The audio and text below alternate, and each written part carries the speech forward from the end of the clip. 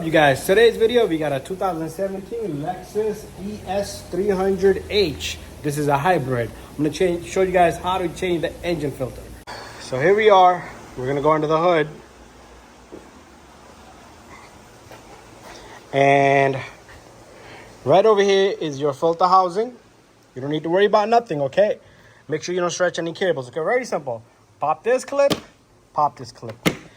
Red, orange wire. High voltage, you could touch it, but if it's exposed, you don't want to be near it. But anyways, you're just gonna lift this up in the back. So all I'm doing is lifting this up in the back. You got these two little guys right here. So pull that forward.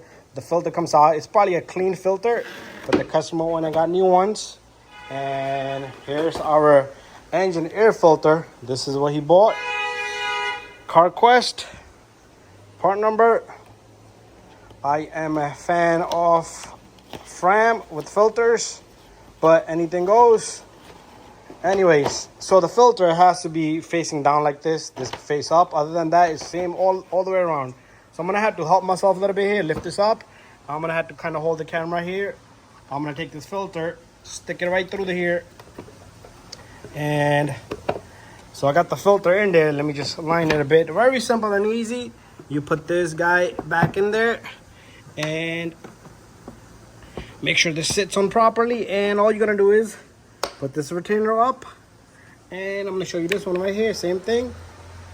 It just clips right up, okay?